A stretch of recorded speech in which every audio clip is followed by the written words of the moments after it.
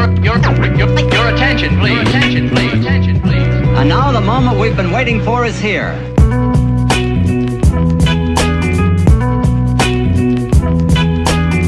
Cheers, buddy. Cheers. Cheers. All right. Episode what? This is episode 4 of the new revamped podcast. But 11 in total? Yeah, it'll be 11 in total. But it was really annoying, you know, when I started re-uploading to Spotify, you'll laugh at this. I couldn't find my old account. So I've got 8 podcasts, I think, or 7 podcasts that are on a different account on Spotify. And then I couldn't find it. You may as well start counting them from 1 again. That's what I've done. So now I've got the So new this one. is 4. 4 of the newly revamped. And do you have a name for it yet? It's DB Podcast. DB podcast is... It's not exciting. It's cool to you because it's your initials. Yeah. To everyone else, it's nothing. It's just wank. How about the Bod Pod? The what? The Bod Pod. As in body. Bod Pod. Don't like it. You talked about evolutionary science in the last one. Yeah, that's true. I think maybe... How about something... I was thinking about this, like, following curiosity. Something along those lines is good. Because to be fair, how my ADHD brain works, there'll be a new topic that I'll be talking about each week that will be so different from the last. How do you think it'll be 90% fitness related? I think fitness related guests. I think at the start it'll be like mostly fitness related. Like most of my friends are in fitness. Most of the people I kind of look up to are in fitness. So it will be some kind of fitness element. As I become the next Joe Rogan, I would like to expand out of that. And So you want a name that doesn't hold you to fitness? the Dan Bennett experience. Dan's modern wisdom. Ancient wisdom. Ancient wisdom. Oh, jeez. Well, anyway, Alexei, welcome to the pod. This is going to be an interesting one. I've never done a podcast at 7:30, 8 a.m. in the morning, pre-coffee. So the brain We're juices... slow at the best of times. Yeah. The brain juices might take a few minutes to get going this morning, but we'll get there. We'll get there. I slept well. Did you? You've been really nailing your sleep routine. I actually have been putting a lot of effort into sleep quality, and it seems to be paying off. Is that something you've ever really focused on before? No, it's a combination of actually putting effort into it, and the last couple of weeks I haven't had to start at 5:30 a.m. So I've had an extra hour in the morning. So that combination's deadly. Oh yeah, that kind of makes sense. You are going to be more awake when you don't wake up at 5 a.m. in the morning. Yeah, but one thing I still suck at, but I'm getting better at, is like not eating so close to bedtime. Has that really been helping? Well, again, a combination of things, but I obviously eat a lot of food. If I'm busy with work, I just might end up not eating enough early enough. So I have to obviously smash a fair bit of food before bed, which does increase your core temperature when you're digesting, which I know is not good for sleep, but just in general, it's not like comfortable to lie down. Too stuffed. But on top of that, blue light blocking glasses, which I thought weren't that helpful, but it's like a 1%er. I think, sorry to cut in, the blue light for me makes a massive difference. Yeah. Especially, I'm a scroller, mate. Late at night, I'm a scroller. I tell all my clients, don't What scroll. website? There's a few. There's a few different websites. No, but I'm a scroller, mate. So the blue lights really, really help. Yeah. And then just making your room dark as. So I got the eye mask. They're the main ones. Did you take magnesium or anything like that before bed? No. I was talking to my coach and he was saying, like, tick all those other boxes first. If that doesn't help, then you can look at like magnesium and stuff. And you could do it on top of it, but you don't want to do that in absence of You know what? the other stuff. I don't know how much pseudoscience is involved in this, but I'm a stickler with my sleep. Like, I'm really sleep specific. Same. I will put the lighting on there. I'll turn to red about an hour before bed. I'll have chamomile tea before bed. Blue light up before bed, and I'll have magnesium before bed. I am so on it with I love my sleep. Same. But the problem is, I think it sometimes acts as a bit of a crutch. It's just like, then if I don't feel 100% optimized or 100% sleep thing, then I'm a bit of a bitch the next day. Yeah, same. I've always been like super on it with sleep and just like very I have to get 8 hours, do whatever I can. I'm better at it now, but then yeah, you're right. As soon as you get like 7 or 6, you're like, I can't train. I can't go to work. Sick, calling sick. It's a good point, right? It's like these habits that you try and build. You sometimes have to ask yourself. Obviously, long term they make you feel better, but then do they act as a crutch? Because if you don't get them, do you then use that as an excuse not to do the thing? Same with the routine. Like you want to be, we're all routine animals, and a lot of us, particularly me and you, thrive off routine. Oh my god! But then you don't want to be so dialed in that as soon as one thing goes wrong, you just shit the bed. Yeah. So you got to have a bit of flexibility with it. It's almost like that perfectionism thing is like, if your routine has to be absolutely perfect, and if it then deviates from that, and then you just completely just crumble, then Yeah, it's pretty useless. But you and I went to Gold Coast last year, and we had this kind of like 3 or 4 day period where we were like, it sounds fucking douchey, but no, we were like goal setting, we were kind of talking about what we want to do, we were training, it was really fun. And we were talking about this really hard, stoic, it's really hard, stoic moments of like, yeah, we just need to dig deep and build and do all that. And we're like, yeah, look at what the people above us have done, what the hard things they've been through. And you and I got back to Melbourne, and it was slightly more overcast. Then we... It's like spitting. It was like spitting rain. And then I remember... Sunday scaries. Yeah, I remember we were both in the car just complaining, and we were like, we are such pussies. It's so easy to be that mindset when you're on the beach in the Gold Coast and it's 30 degrees and the sun's out. The smallest bit of what you wouldn't even call adversity. You can't categorize that as even adversity, and already we're like, I want to have a cry. So funny. Oh my, it was fucking pathetic. Oh my god, it made me laugh. We're back in the car. It's slightly overcast. It's a little bit grey. I think we both had like one PT session the next day or something like. It's just too hard. it's just simply too hard. I don't know. The chips are stacked against us. We're not meant to succeed. Yeah, that was hilarious. Oh, it's so sad. Oh my That god. was funny. But anyway, so in terms of sleep stuff, you've been finding the sleep stuff's really been helping? I think so. But again, it's like I haven't been waking up as early as well. But just feeling like I don't even need a coffee. Just feeling Oh, really? clear-headed. Usually I always have like a bit of brain fog. And like when I start work so early, which is like usually 5:30, it's usually dark, I am like struggling until the sun comes up. Yeah, that's... First couple of hours is like a slog, but I've been feeling energized. You were the first ever person who really got me into pushing my first caffeine back a bit. Like, I remember you first telling me, you're like, dude, try and push your caffeine like 90 minutes, 2 hours. Because I used to have like I used to have a coffee before the gym in the morning. So I'd have a coffee like 5, 6 in the morning. Then I'd have a coffee after my first session. And then I'd probably then have a coffee mid-morning. And I feel like I'd kind of like depleted any kind of benefit that the caffeine would have. And I remember you saying, just push it back a couple of hours. And I'll tell you what, that first one now It's interesting because I agree, but then recently they've... That men's Henselman? Yeah, I can't say his name. Menno Henselman. Yeah. Obviously, he just kind of finds research and posts about it and suggests that it does nothing. Yeah, and then Chris had Human back on recently, and he asked him about it at the start. I can't quite remember what he said, but Human kind of, there's like caveats to it. Like, yeah, there's still nuance to the argument. But I do sometimes think a lot of things are... This is what I sometimes find interesting with research, where there is anecdotal research as well as like...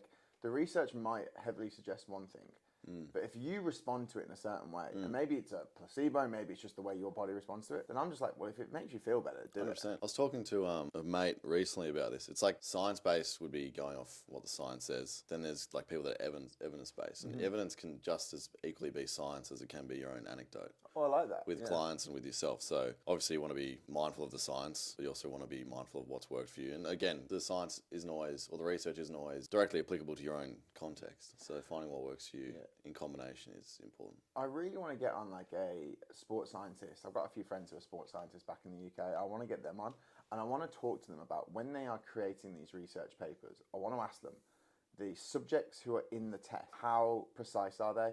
Like, especially when you're measuring like, let's say, lengthened versus partial. I know that was a recent study they just did. Like, I'd love to actually look at the test subjects and go, right, how well trained are they? How close to failure are they taking it? Like, and actually, like, how seriously are they taking it? Or are you just getting people who've never really trained before and kind of half explaining the... Yeah. I don't know. It'd be very interesting to kind of see what the subjects would be like. It's a big factor. I'm sure they talk about it. Just have to dive into it. Yeah, it'll obviously change the outcome significantly. Yeah. But yeah, you are right. The evidence versus science-based, it's the same thing, right? Is that you go... I like to, especially with from a programming standpoint or a coaching standpoint, I always go, right, the science says this. You like doing, like I'm saying to the client, I go, the science says this, you like doing this, this, and this. How can I blend these two things together that's going to allow you to kind of enjoy training and get the most out of it? And then all the same time, we're kind of ticking these boxes that we kind of need to be ticking. Anyway. Absolutely. And that's the kind of way I try and do it. It's the way I do it for myself, really. It's just like, because no good, Charles was saying this a couple of weeks ago, he's like, there is the perfect, most evidence-based optimum training that we can do, but your life won't always allow that. So we have to kind of like blur the lines a little bit and kind of Absolutely. like overlap where we can. Yeah, 100%. But it's still, when you really break it down, whatever plan you end up building for that client, it'll still follow basic principles that it has to. There'll be enough volume. They'll somehow be in a calorie deficit. They'll be hopefully training close-ish to failure. It doesn't matter kind of what exercise you pick. You can pick exercise they enjoy. They might not be perfect, but you can still get them where they want to go. Talking about the volume thing, that's an interesting thing because obviously everyone will have a different maximal recoverable volume. You've got other research like from James Krieger that says I think it's like 6 to 12 sets per week per body exercise. I think it is. How do you decide what a client's volume is when they're coming in? Do you do like testing phases where you'll be going through the first 2 weeks to see how they're recovering? No, so I think a lot of the kind of industry standard seems to be like 10 to 20 sets per week. I think that's excessive. Plus, my coach is kind of more in the 6 to 15. But again, that assumes quality of each set is really, really high. Yeah. So for me, when I got a new client, again, it'll depend on, firstly, as we talked about, their personal content, how many times can they even get to the gym? Yeah. If I need them doing, for example, 20 sets of everything, which would never be the case, could they even actually do that? Highly unlikely. So it's like if they can train 3 times a week, volume's not even much of an issue. It's just like fill up 3 sessions, get them to do that. But if I had it my way and I could control a lot more, I am a fan of starting with lower volume, hoping that they're going to be training really hard. Yep. And that's what I'll be like focusing really high on is like really good execution and really good intensity. Yep. If those 2 things are really, really high, which is also really hard to do, and that takes skill and experience. But if they are high, you can get away with less volume because each set is more potent. It's an interesting thing. I've had it with a lot of clients, and probably myself when I was a bit younger. But if I have like a young lad who's maybe like early 20s, I sometimes think there's sometimes a naivety to training where they always think that more is better. And I'm a bit like, let's just fucking ramp up these low volume sets and take it really, really close to famous. Get very, very high exercise quality. And then we can add on that. Let's see how you recover if we absolutely nail these basics. But for a lot of people, I think they see essentially a small training session where it might only have 4 or 5 exercises, 5 or 6 exercises, and then it might only have 2 actual working sets or something. And then they go, oh, that's not enough, I want more. And I'm a bit like, if you're training to the level you need to be here, where you literally, like how you and I are on leg day, I don't talk by the end of that. I'm absolutely cooked. I was like, if you do that, you don't need loads and loads and loads of exercises with loads of sets because it's just then mute volume. It's just pointless. 100%. And like if I have a client that I work with for a while, and especially online, it can be difficult to get them to push that hard because you're not with them when they're in the session and whatever. Then if intensity is absent, then you need more volume, and that's where I'll start to give them more volume than I would like to because I know the quality of each set's a lot lower. But like you're right, when you look at a program of someone who is like intermediate to advanced, it looks really basic. And like when people say, this program's too easy for me.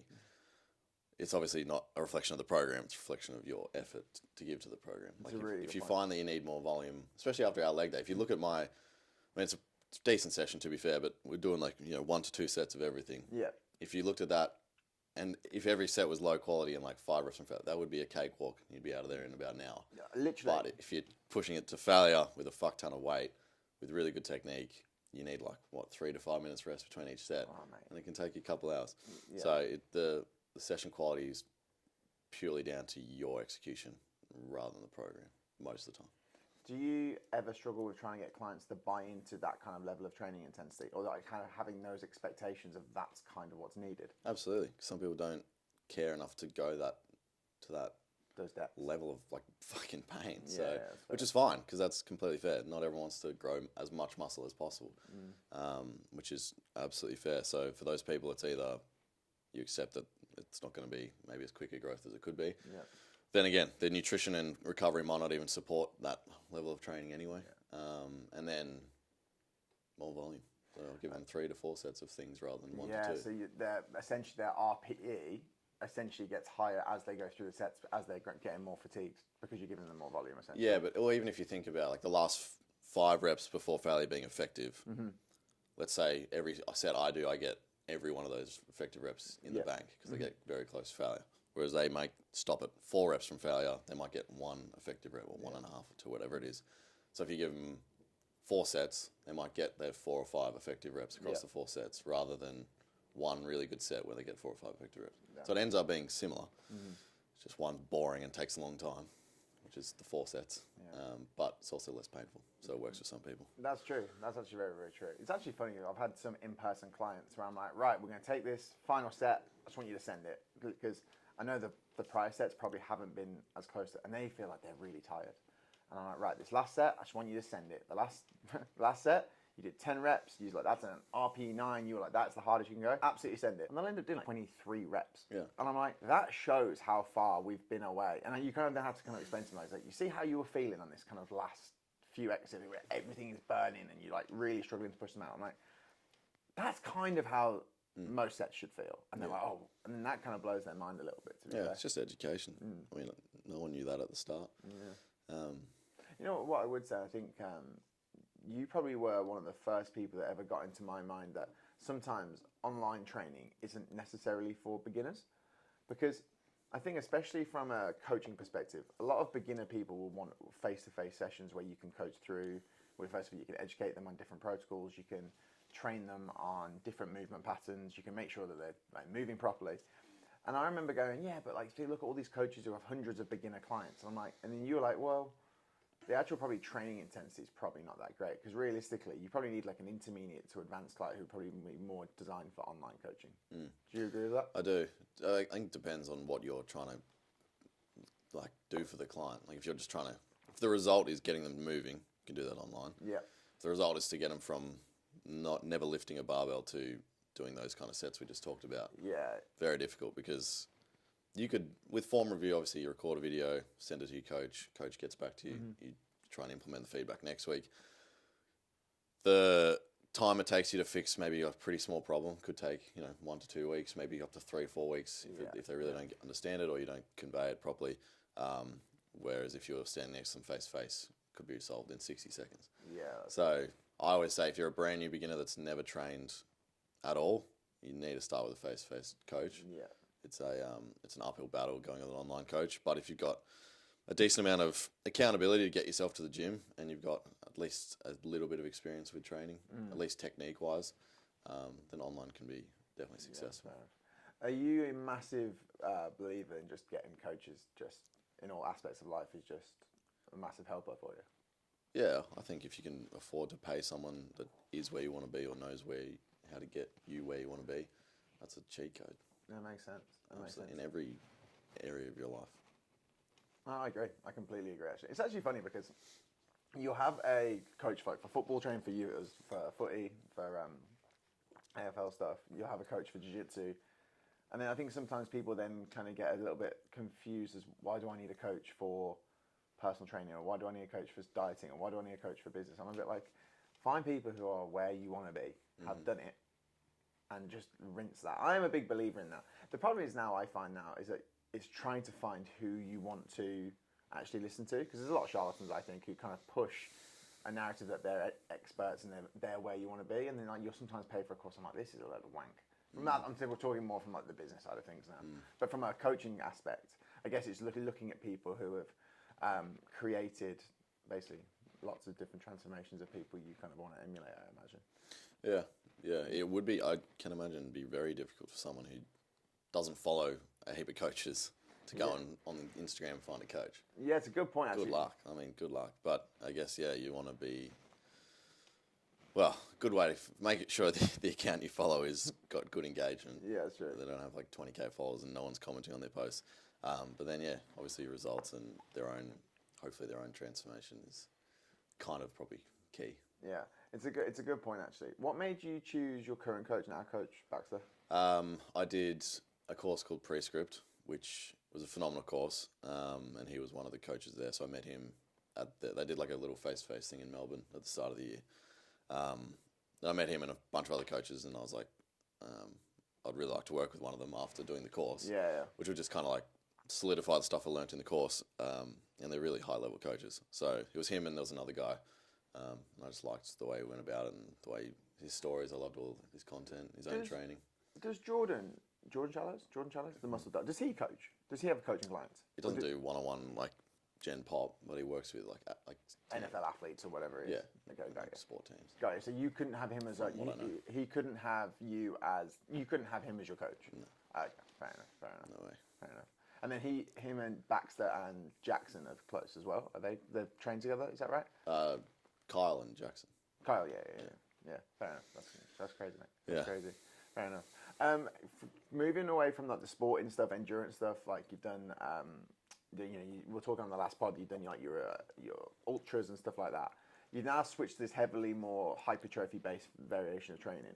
What have you noticed from a training perspective are the biggest differences between maybe training for strength and endurance opposed to now like I'm just trying to get like pretty big in the gym? Yeah. I mean, I never really trained for strength. Like I was always in the gym in some capacity when doing my running, just fucking around, doing a few lifts here and there. Like I did have a program and stuff, but I don't know if you'd call it strength or it was just resistance training. Yeah. But obviously going from running to gym, obviously massive contrast. But still when you break it down, similar principles. Still, you need a certain amount of volume. You need a certain amount of intensity, a certain amount of difficulty with your runs, not doing too much, not doing too little. Hopefully matching that with good nutrition. But obviously the specifics of weight training versus running is massively different. And when you were doing your running, would you take that 80-20 principle, like 80% of your runs were low zone 2 and we're just chilling at a very comfortable heart rate pace and you do that for a few hours? Pretty much, yeah. That's a slog, mate. Oh, that's a slog. I did for my first marathon. Yeah. I made the program up myself. Literally Nice. Googled program, went to Google Images, saw like hundreds of them, and just pieced together my own. How'd you do that? Got me across the line. What time did you do for your first marathon? Not good. It was like 3:44. I think for a first ever marathon, sub 4 is very good. I think for a first ever one, that's not bad. Maybe. I've never been a great runner. What is that then? That's an hour and 50. An hour 50 per half. Is that right? Am I getting that right? Am I right? I'm just thinking, so you're doing about an hour 50 half marathon. Hour 52. Yeah, that's not bad. That's not bad at all. Yeah. For a first ever marathon. Yeah, that's okay. good. Thanks. Feels better. I'm easily impressed. But yeah, there's like three, so 2 sort of easy runs throughout the week, 1 sort of higher effort run, so intervals or sprints or something, and then 1 longer run on the weekend. But those 3, the 2 easy and the long run, are all like trying to keep heart rate relatively low. Were there definitely moments when you were putting your shoes on for that run where you're like, I just can't be fucked? Mate, most days. Yeah. I love running because it's so hard. And once you get fit enough to do it comfortably, it can become very enjoyable. It's a good point, actually. But at the start, it's hell. Yeah, that's a really good point. So I think when I used to play football, like getting football fit, when you were football fit and when I was running all the time, running wouldn't actually be that bad. But now if I was to get off and go for a run, it would be a slog. Yeah. It wouldn't be enjoyable. That's why a lot of people give up on running too early and they say it's not for me or it's just too painful. And because your joints hurt, you've never done it, your lungs are about to pop. Yeah. What does Goggins say? He'll sometimes, like, Goggins will say, like, he'll be looking at his shoes and he'll just be having a mental battle where he'll just be looking at his shoes for like an hour. Like, his shoes will be sitting there looking at his shoes going, I don't want to do this. And he's just having that fight in his head of going, I don't want to do this. The hardest it's not even the race day itself, because the race day you've got, you're hyped, it's the last one, you're around a different environment, around people, whatever. Yeah. It's exciting, adrenaline. But it's like the runs in the few weeks leading up to it where you're still solo, but you're doing the biggest runs. Is that like an 18, 19, 20? What would be the highest mileage you'd be doing, like 20 miles? 33K. 33K. Before my ultra, the weekend before, 2 weekends before, I did like 32K on Saturday morning. Went out for dinner with my mates, had a few drinks on Saturday night, dumb. Sunday morning, 33K. Oh, God. Walking out the door on Sunday morning, already got blisters, everything hurts, with 33K ahead of you, and it's like raining. That's tough. That's a tough slog. Mate, I can't. My mentality back then, so much stronger than now. No way. I couldn't do that.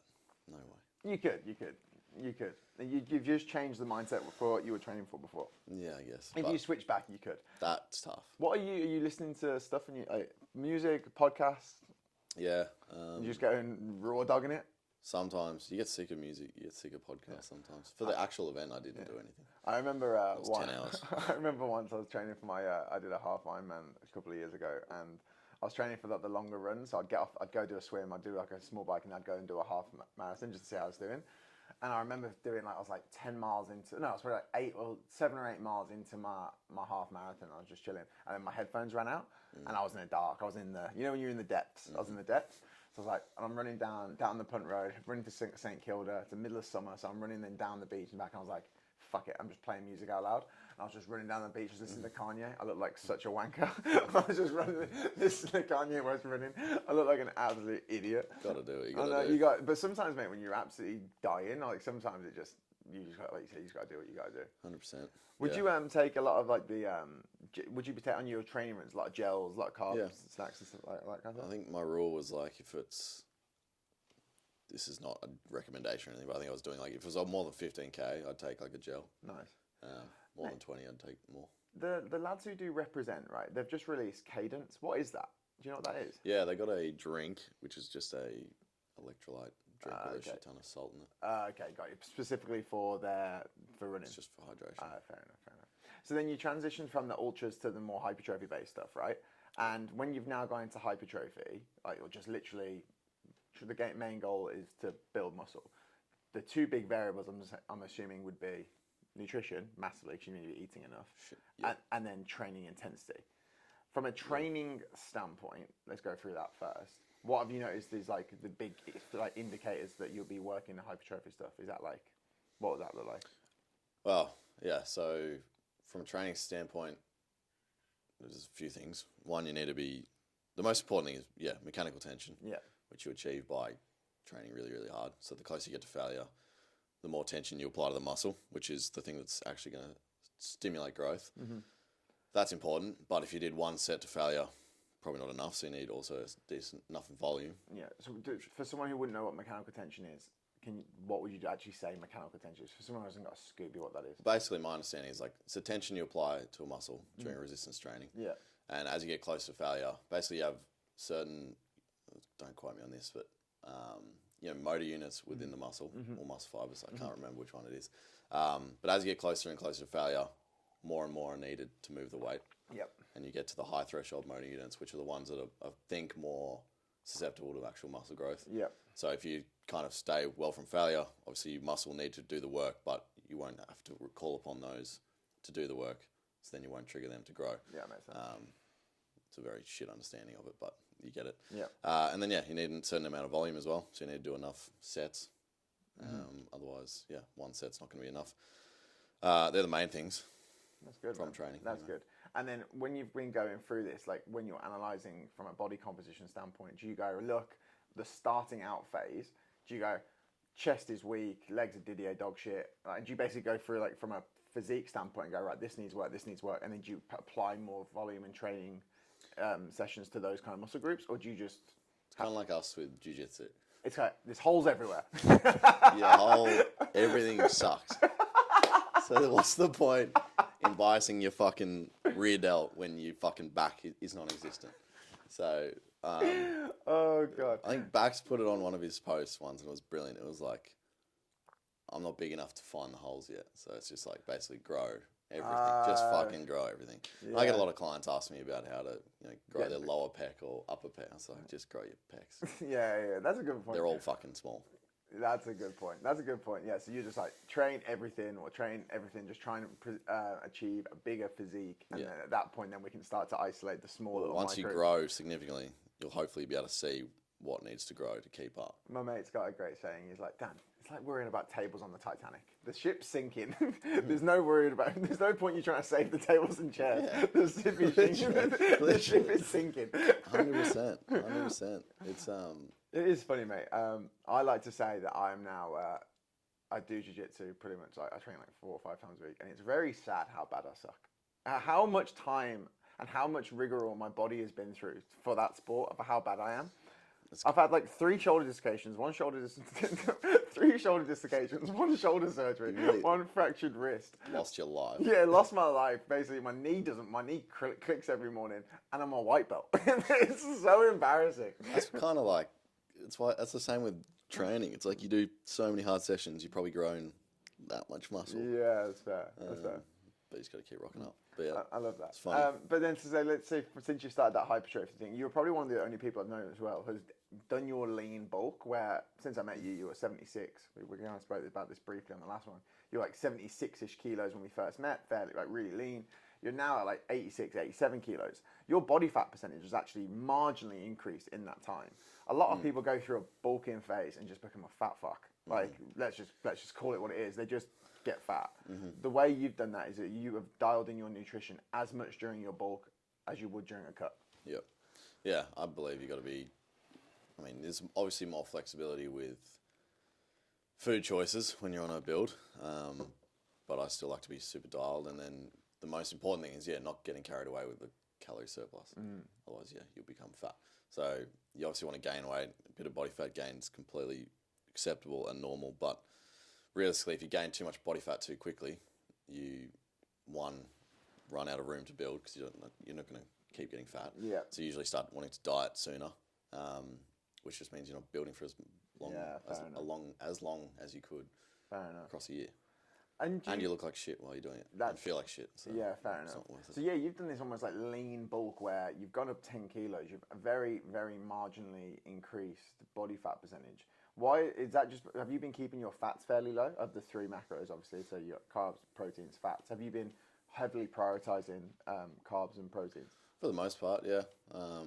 So really, you don't need as much fat as you think, really. So ideally, you want to keep that relatively low. But again, you can vary quite a bit. That's actually something I've really changed my mind on. So I would say that I'm an experimenter over the last 10 years of very different training protocols and dieting things. So when I was in my early 20s, I tried the keto thing. I got shredded on keto, which is heavily fat-based. I've done the low carb. I've done high.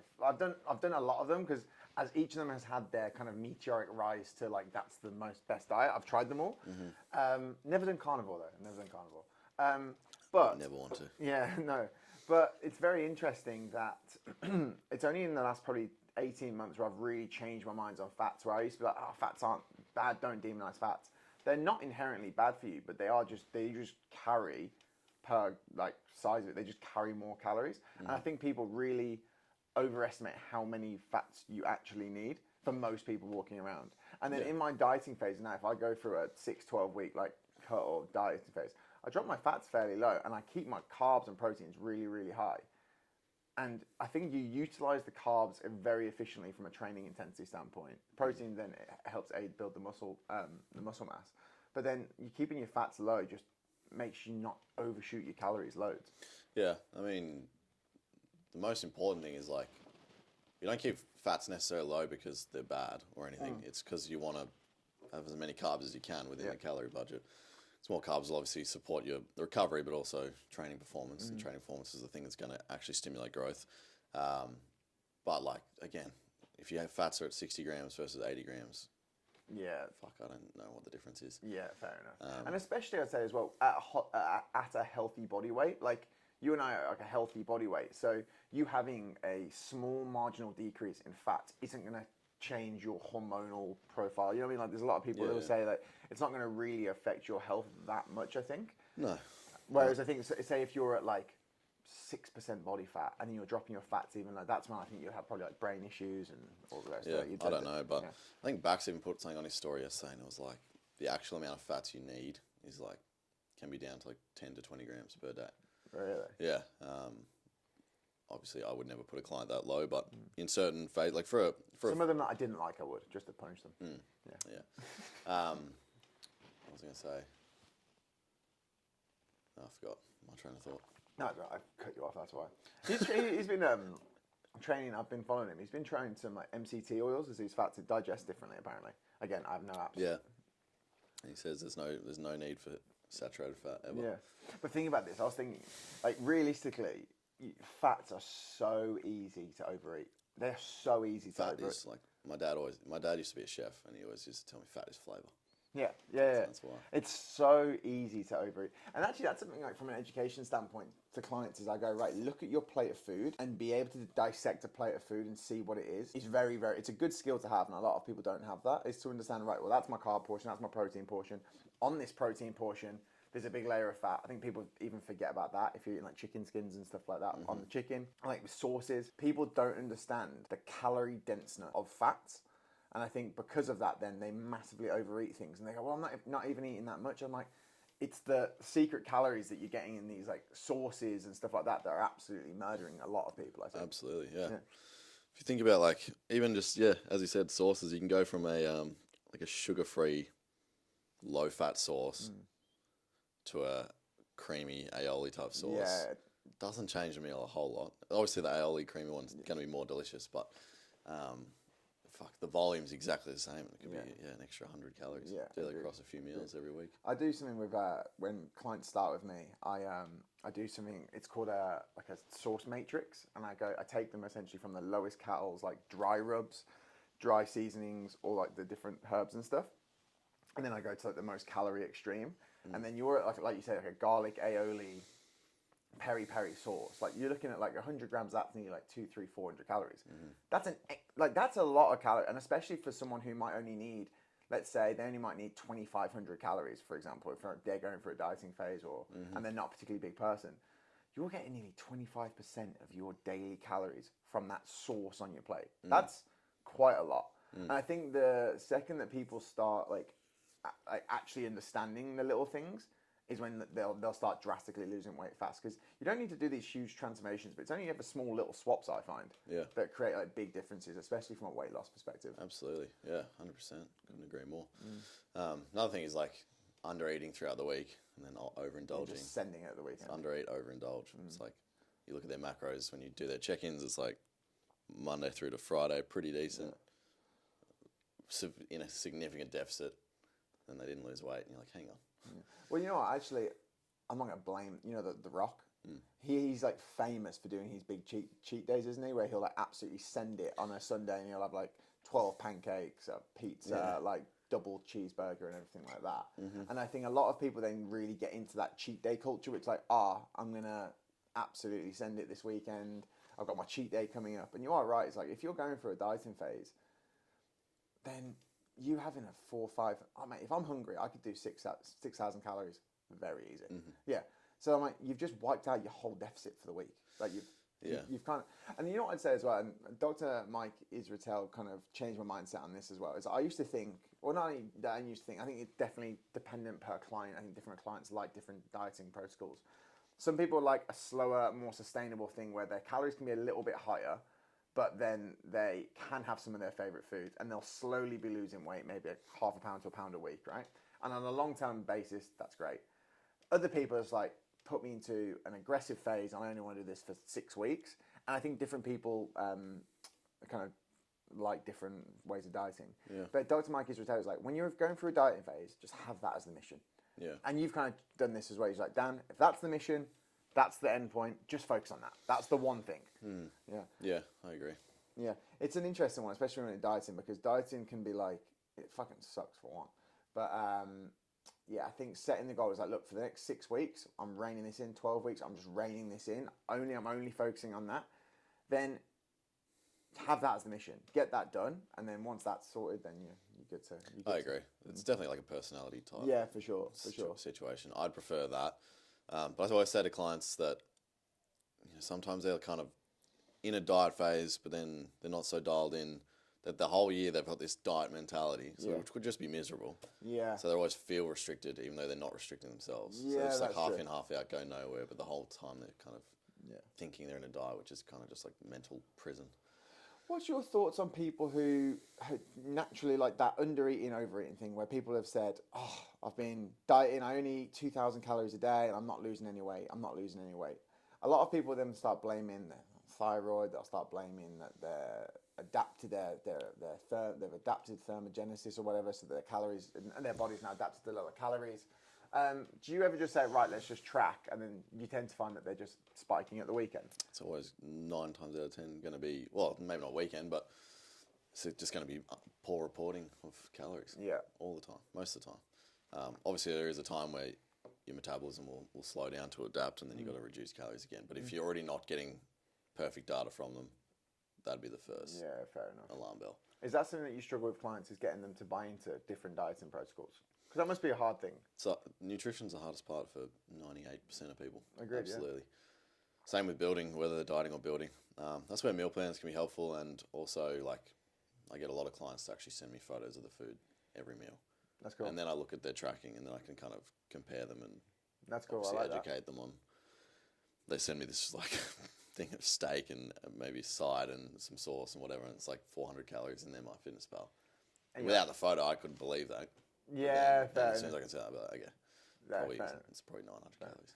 You're a big believer. I think there's a big push on social media now for high protein, low calorie dessert options. There are these high protein, low calorie, whatever they are, meal swaps. You're a big believer in not doing that. The whole fitness industry is saying, oh, do these easy high protein swaps that are really delicious. And then you go the other way and go, don't do that because it's going to make you eat more potentially.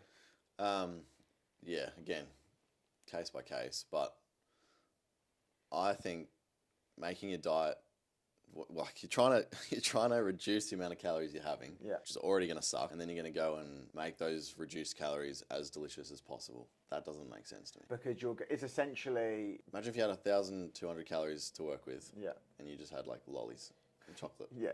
You'd be done by about midday, and you'd be fucked. So basically the premise behind it is you want to make those calories go as far as you can. Yes. Yeah. It doesn't mean just eating lettuce the whole day, but quality structured meals. And like if you're going to have a dessert, I'd rather have the dessert, make that work, rather than trying to make dessert and your food the same kind of Yeah, you like get the thing. nutrient density from my actual meals, and then if there's still room, then you can have your thing. Yeah, I think you're going to be better off and more full from it. Did you also say as well that by teasing yourself and creating these delicious swaps that you end up just wanting to eat more of it anyway? Yeah, well, that's from my experience. I'm definitely like a cold turkey type person. Even with like drinking, I'd rather just not drink than have like one. I'm exactly the same. Yeah, I'm exactly the same. 64 beers or 0. I was thinking about this literally last night, right? Is that good? I don't know if it's good or bad, or if it's inherently good or bad or whatnot, but I am exactly the same. I just did 3.5 months in Europe. I was at my mates' weddings. I was on vacation. I'm going to say I lived to excess. I really did. And when I come back, I can tell I'm like, right, it's time to rein it back in. I've not drank in 4 weeks now. I've trained pretty much every single, I'm training, feeling really, really good. So I am very much black or white with things. It's like, I can turn it on and I can turn it off. I don't know if that's a good thing or a bad thing. I think it's great. I'll say I'm better than it. I could easily have 1 or 2 beers and stop, but I think it's balance again. But it depends, like, if you're going to go extreme, like it's kind of the same thing with The Rock with the cheat day. Yeah. He obviously goes big on a Sunday or whatever, but his other days would be like dialed. Yeah. It's not, it goes big there and then his other days like loose. That's not balance. That's it's leaning towards the... Yeah, that's fair enough. So same with like drinking, like every now and then we'll have like a big night, which is good, blow off some steam, whatever, and then I don't want to drink again for another 3 months. So that's extreme contrast, but it still probably balances out, if that makes sense. No, I actually kind of agree with you. And especially if that one thing that you're doing probably doesn't add to your life like you getting absolutely hammered probably every weekend probably doesn't add to your life really in any way. So that's why you're like, right, if I'm going to send it every few months. I'm exactly the same. Yeah. I mean, literally exactly I'd rather the same. go... I think it's just personality type again. I'd rather go the extremes of everything. Yeah, that's fair. Same with running. I'd just go for a run. Let's do an ultra. Yeah, that's very, very, very true. It's a good point. It's a good point. Have you found not drinking recently how have you found that recently? When was that time you had a drink? I mean, I'm so good with drinking now. Like last weekend, went out for dinner, had a glass of... Yeah. Actually, did I have a glass? Yeah, I had a glass of red wine. Awesome. That's like the perfect use of alcohol. I'm still a big fan of like having beers with the boys. Like, it's super fun, social lubricant, whatever. But like in the last year, probably. To be fair, okay, let's go back to when I moved to Melbourne. In Canberra, drinking was like every weekend, get absolutely obliterated.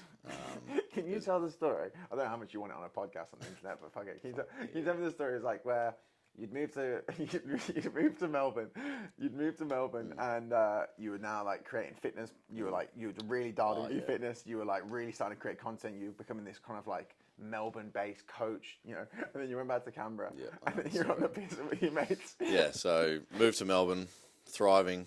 Everyone, saw me on Instagram, like, oh, he's doing well. Good for him. There was one mate that I had that didn't have social media, so he probably had no idea. He knew I moved to Melbourne, and then I came back, I don't know, X amount of months later.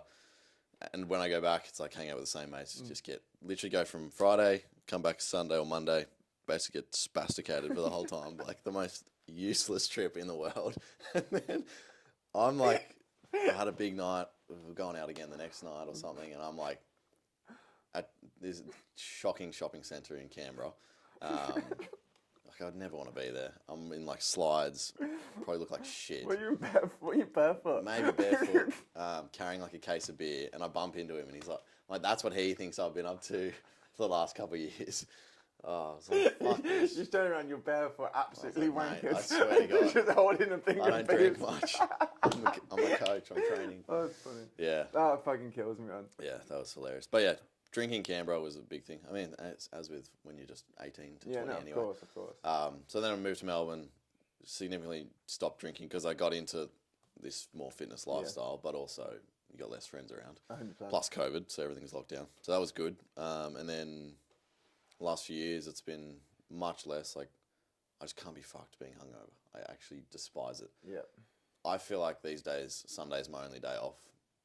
And even that's not a full day off. Yeah. So if I'm hungover and basically the first half of Sunday is my day off. Yeah, I agree. So if I'm hungover, feeling like shit, I'm like, anxiety's through the roof. I feel like I'm losing gains. I feel like I'm not ready for the week. I just feel shit. I love getting up early and just like seizing the day, even on a day off. Even if I'm just going to get a coffee or whatever, I just feel good. Yeah. So can't be fucked with being hungover at all anymore. Waste of money. Again, love the social part. Love hanging out with my mates, but can do that in other ways. Have you noticed, and this is something I've definitely noticed as I've got older, that I never would have said that I was an anxious person. Like, I never would have said I was an anxious person growing up. Even through university, I would never have said I was an anxious person. But as I've got older, the more alcohol I have, if on a weekend, my anxiety. It's directly correlated. Oh my God. And I think there's definitely something to be said about that. Is if so say for example, I've had a big weekend where I've like coached all week or I've trained all week, whatever I have, and I'm gonna go let my hair down, go chill at the weekend and get on the beers. That Monday morning anxiety is fucking not worth it, in my opinion. Agreed. It's definitely correlated. The more I drink, the more consistently I drink, the worse I feel mentally. But I think it's about, like, you can do it without feeling like shit. And it's like, know when the event's coming up. Yeah. I call it, like, you want to earn the event. You want to feel like you deserve to just sit back, have a few beers. Yeah. And then if that's the case, you know, you've got your work done for the day, you've got time the next day to get sorted. You don't fuck around you don't let the Saturday night roll into all of Sunday, Monday. You can do it in a way where it's like, yeah, I had fun, let's get back to it. But if you the worst thing is getting pissed on a whim with no plan. Yeah. That's where you'll feel anxious because you feel like an absolute piece of shit the next day. If we just after this, we're like, fuck it, let's get on the beers. Sunny day. And we just got absolutely obliterated when we know we have shit to do. Yeah, no, you're going to feel so bad about yourself. I like what you've said there about having to kind of earn the event a little bit. I never really understood when I had friends who would absolutely send it every single weekend. And I definitely was a culprit of this in my early 20s. Absolutely. But now I look at it, especially when you're in mid to late 20s, and people who I know are still absolutely sending it every single weekend, I'm a bit like, I don't really understand it. It's just, you're going out every single weekend with that one sole kind of goal of getting absolutely mangled. I'm like, surely like you want going out to be an event that you kind of feel very excited to be there. If it becomes a weekly thing where you're just fucking getting mangled, I'm like, what's the point? Yeah, I mean, the quality of each night is probably lower as well because it's just like something you do all the time. Yeah, of course. But yeah, I think of it as kind of like a celebration. Like, there's got to be something to kind of celebrate, like a birthday or whatever. Like your 50th next weekend. Is it 50? 40? 42. Yeah. 42. I've got the hairline for a 42-year-old.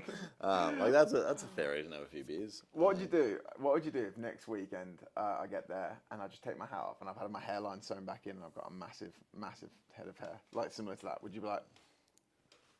Yeah. Would you be To each their own. No. Get around you. I'm excited about next weekend. I've got jiu-jitsu comp on the Saturday morning. Where's that? That's at I think it's at MSAC down in What comp? grappling industry. Nice. Yeah, so What time? I want to watch. Come watch. I think it clients. starts at 11, 12ish. Oh, I could Come watch. down. That'd be fun. I think it'd be really funny, right? I'll coach you. The fucking blind. No, Submit him. I want to do a video where because I'm going to film everything just so I want to be able to watch my technique. And then I want to, you know how Gordon Ryan will predict his submission beforehand? Oh, no. No, I want to do this. I want to go. Can you predict how you get submitted? That's right. That's what I want to do. I'm going to turn to the camera. I'm going to double leg him. And then I can't wrestle for shit. So I'm going to then like tap up and try and wrestle him. And then I'm just going to get guillotined. I think we should predict how you're going to get submitted. Guarantee I'm going to go for a double leg and get guillotined. boom, go do it. That'd be hilarious. That's what I'm thinking about doing.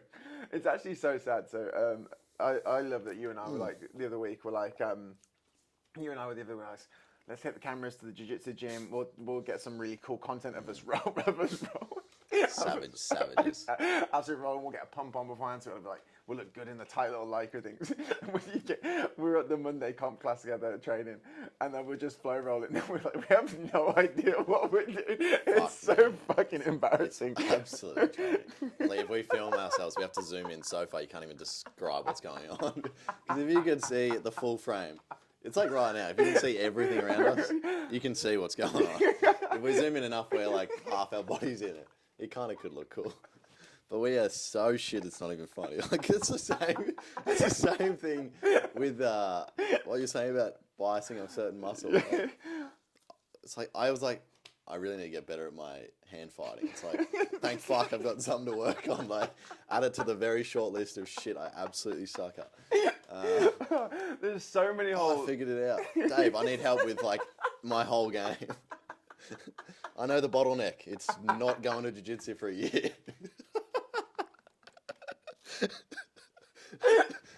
I just can't progress even though I've done 4 sessions in 12 months. Oh, it's fucked. It's a joke. Fucking hell. It's so sad. I turn up after 7 months of not training and I'm wondering why everyone's fucking me off. I'm like, I just don't get what's going on. I just don't understand what's going wrong. Literally. Oh, Jerry's got the better of me now. Yeah, because he's trained 3 days a week for every fucking week for 12 months. It's a fucking joke. Oh, God. Do you think there is that kind of naivety of me and you where I feel like we assume that we should be good at a lot of things, and if we're not good at things, we kind of get confused why not? Like, I'm not confused why I'm good. Like, it's pretty good. It's pretty self-explanatory. Yeah, it doesn't take fucking genius to figure that out. You don't do something and you're not good at it. 1 + 1 = fucking 2, right there. Oh, fuck me, it's so funny. Jesus Christ, it is funny. Oh, so what were we giggling about the other day on, what were we talking about the other day? Well, I was fucking giggling. It was, we'd finished the comp. I think we were talking about you building your 18th lead magnet. So what are you going to do? Go home and do work? I was like, what work? No, so, you know, write down, what's the one thing you can work on to really move your business forward? So, right, another lead magnet. Have you sent out any of the other 17 you've done? No, but I'm going to build another one just to have them there. Just to feel productive. Just to feel productive.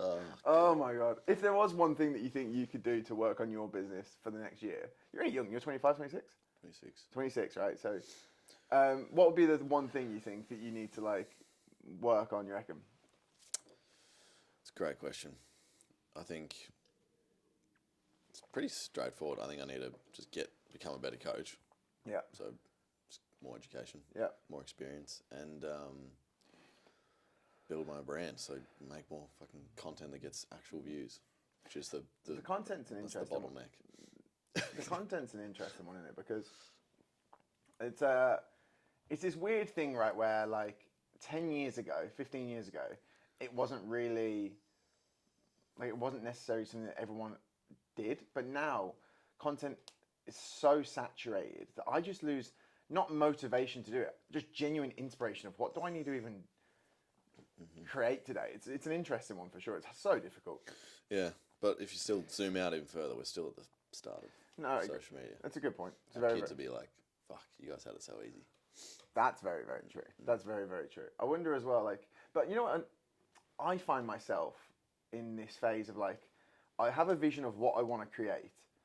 So then you start creating that, but because it's not like very hook bait, you know what I mean? It's not that kind of clickbaity kind of content, then it may not perform very, very well on the social media thing.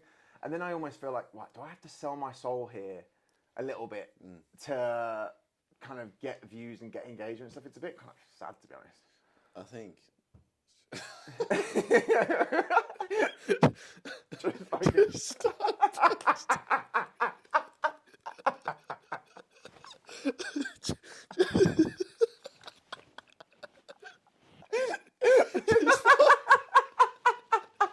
Just fucking post.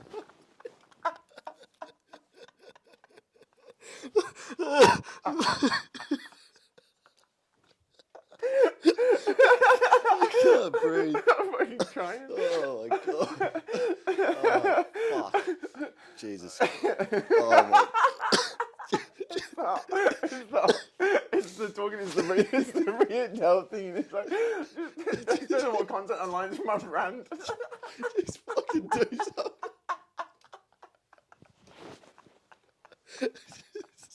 Just click upload.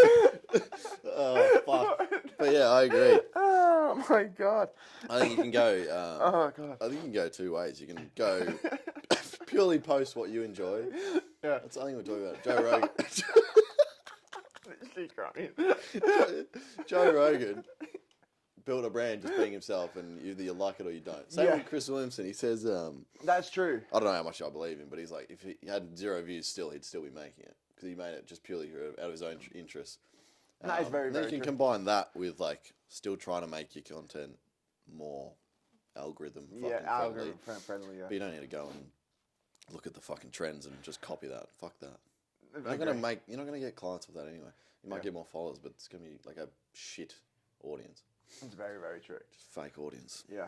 Oh my gosh. You'd rather a smaller audience of people that are super invested in you than more followers that just follow you because you did a fucking 10-second reel. No, I agree. I completely agree and jump on trends and all that kind of stuff. I completely agree. Fuck. Man. How's your training going? Training's going well, man. Training's going really well. So, had a look. Shoulder surgery in Feb.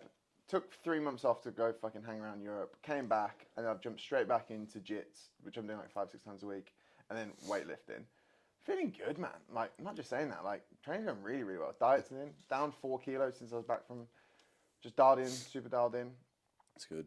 I'm not just saying that. Like, it's going really, really well. Like, down 4 kilos since I got back. No better feeling than momentum with your training and nutrition. Mate. And it's also the first time my shoulder's really not playing up, so I can actually start pushing a little bit now, which is quite nice. Mm-hmm. I know I sound like such a bitch talking about it, but like all of 2023, I had a torn labrum.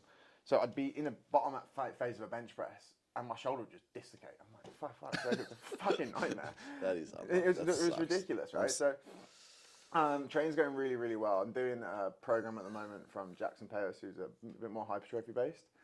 Just want to start putting some muscle mass back on before the back end of the year, and then we'll go from there, really. Tracking your food? Tracking everything. Tracking every single day. I'm at about 3,000 calories at the moment, which is not particularly a lot for someone who's 95 kilos.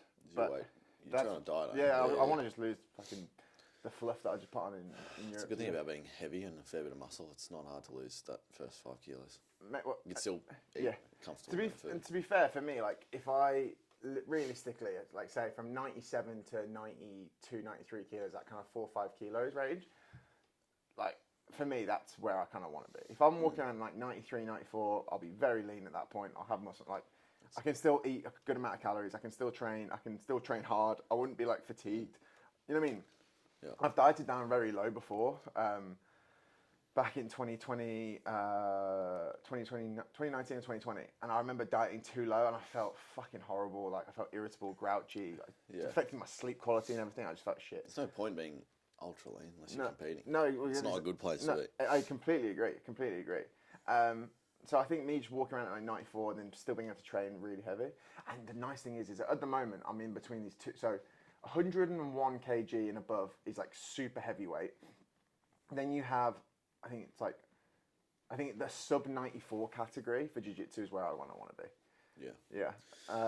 Which is kind of not, because those guys, I'm probably like, I'll be going against guys there who are like 87 to 94. Like, that's a nice range for me to be in. When I'm coming up against guys who are like 98, 99, they've cut down from like 105 and they're massive.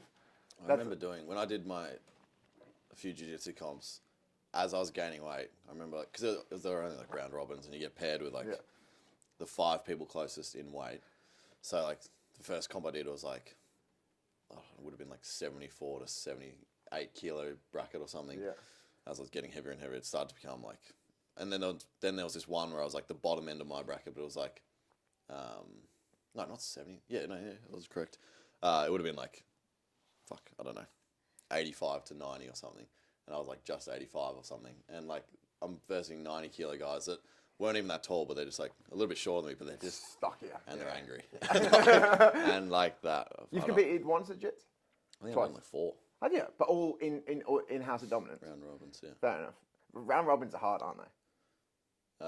So With the round robins, are they? Is it all just dominance guys, or are they bringing outside clubs in? All clubs. Oh wow, okay. I'm Yeah. sorry, I didn't realise that. I thought it was just dominance guys. Oh okay. It's just like it's like the gathering. Oh probably. okay, fair enough. So you've competed 4 times? Yeah, 3 or 4. They're all no-gi, I think. I've never competed no-gi. No-gi scares me.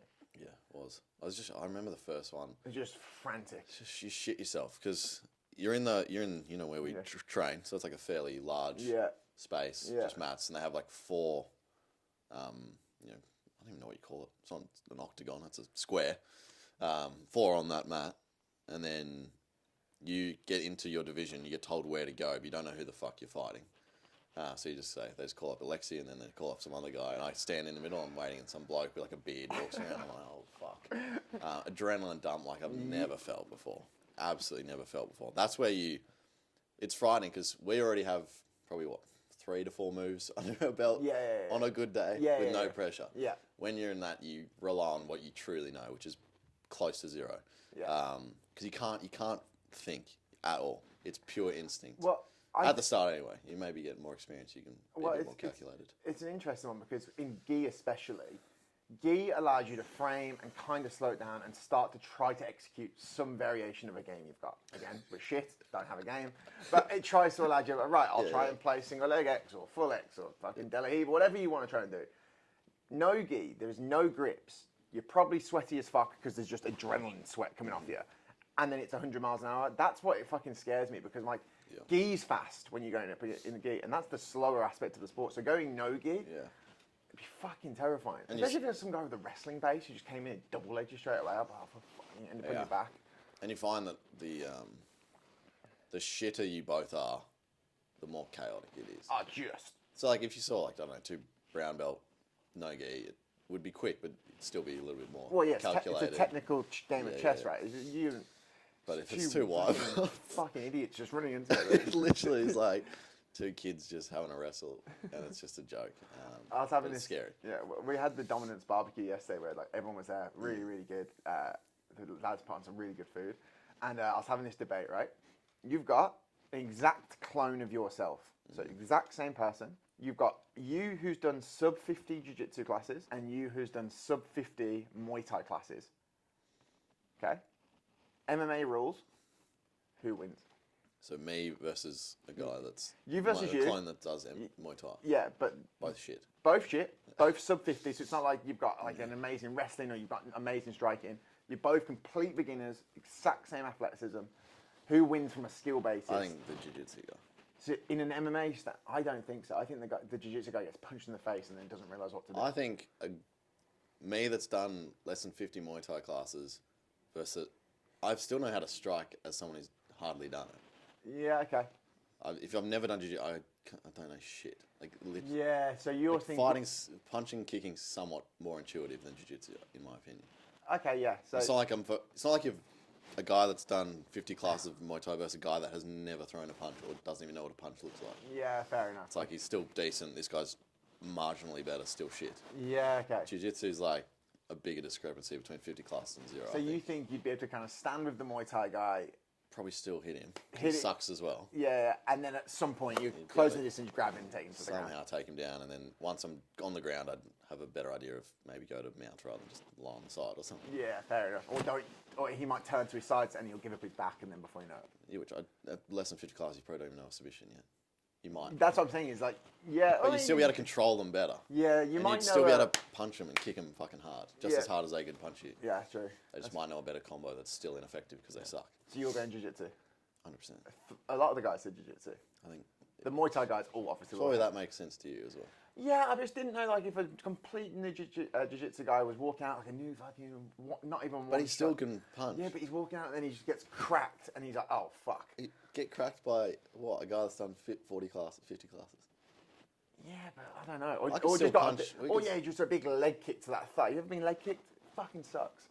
Yeah, but you could kick him back. Yeah, but I don't know. I just feel like the jiu-jitsu guy would get cracked and be like, oh my god. Or the jiu-jitsu guy would come in and try and pull guard. That's probably what I'd do. Come in, pull guard. Like, have flying fist to the floor. That happened to me because I did a few MMA classes and like, it's so different. But I got into a position where I was slightly getting taken down, and my intuition was to kind of go to guard, and then I just got rained on. I got him in close guard. Whoop-de fucking do. I've got the better position. And I'm just getting. It's like, oh, I got close guard. Yes.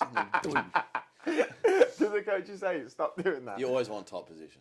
In MMA, never go. There's no position in MMA where again, fuck me, I don't know anything. But from memory, bottom is diabolical no matter what position you got. Really? Unless it was bottom on their back. Yeah, okay, yeah, fair enough. Fuck like, yeah, not good. Like close guard's a good position in jiu-jitsu. Yeah. And in MMA, you've got some control, but you can still get whacked in the head. And you can't generate much power from the bottom. I think for anybody who ever goes to a jiu-jitsu, Muay Thai, MMA kind of environment, it's such a humbling. It's like awesome. It's extremely awesome. But like I go in as a guy who's like played a bit of sport and kind of lifted a bit of weights, and like there'll be times in the year I'm coming on, and you go to that, man, and there's guys who are half your size who don't look at fucking 7 stone wet through, and they just fucking bend you into a pretzel, fucking. Yeah. And it's just like How cool is it? It's like a real life superpower. It's cool. It's really, really cool. It was actually really cool. So there's a lad at our gym, that Zach, who's Juggernaut, the big lad. And he must be like 120, big bowling ball. So funny the other day when I saw you with it. You just roll your eyes. You're about to get ragged up. Good luck, buddy. I was so glad you saw that. I was like looking over to you. I was like, I thought you were going to sit next to me when we were doing the drills, and you didn't. So I kind of sat behind you. And then Simon was straight on me. Yeah, I can't say no. Yeah, I know. And I was like, ah. And I was like, you literally scramble to find someone. Anyone. Everyone's scared of Zach, and then whoever's left gets Zach. But Zach, he's a lovely lad and everything, but he was wall wrestling the other day with the brown belt, and Zach he must have been double his size. Zach might weigh 120 kilos, and Lockie must be 70. And Lockie was giving him a real hard time against him. I was like, insane. That's incredible. I was like, wow. It's like a superpower. Yeah. It's a complete superpower. 100%. That's why it's so awesome. Even just like females half your size can really destroy you. Well, that's actually crazy. I've rolled with a few of the blue and purple belt women, and obviously you don't use like strength, but from a like, mate, they're like fucking Elastigirl. Like, it's fucking crazy. Like they'll like wrap around you, take you back, and I'm like, oh fuck, and now I'm in actual danger here. Yeah. And there's nothing you can't really. And I was like, you're not gonna like strongman out of it. So then, like, you try and like cover up a little bit, and before you know it, they're choking you out. I'm like, all right, fair, you got me. Yeah, 100%. I mean, strength will help, and size will help, but there's a point where the skill discrepancy is too large that it'll do fuck all. Yeah, agreed. Yeah. Right, mate. What time are we? We are 9:18. I've got jiu-jitsu in 40 minutes. I'm gonna go get ready for that. Just to clarify what we've spoken about today, because there's been so many good nuggets in this. Right. Of wisdom. Your wisdom. But basically, when you're training for hypertrophy, obviously dieting, making sure you're eating in a surplus, making sure you're nailing protein, making sure you're getting enough carbs that are going to be utilized for training intensity, and then you don't need to overdo your fats, because they are the easiest one to overeat, probably. Yeah, I mean, the ideal macro split is high protein, high carb, low fat. But fuck, you could get away with a lot of different variation. Yeah, agreed. When you're training for hypertrophy, would you say intensity over most of the other metrics? Yeah, so again, it's a relationship between intensity and volume. Intensity is great, but if you did one set of leg extensions to failure a week, quads aren't going to grow. Because there's not enough volume to stimulate. So you'd probably rather 20 sets of leg extensions that are really shit, but like both suck, so you need both. Yeah. So a certain amount of volume. The amount of volume will depend on a lot of things, but especially how hard each set is. And then in combination of that, obviously exercise selection and whatnot. There's a lot of variables, but they're the main ones. Fair enough. Alexei, thanks for coming on the potty, brother. I haven't laughed like that in a fucking while, bro. It's good to be back so soon, because I can't find anyone else. Thanks, brother. Oh, God. Fuck, that's funny.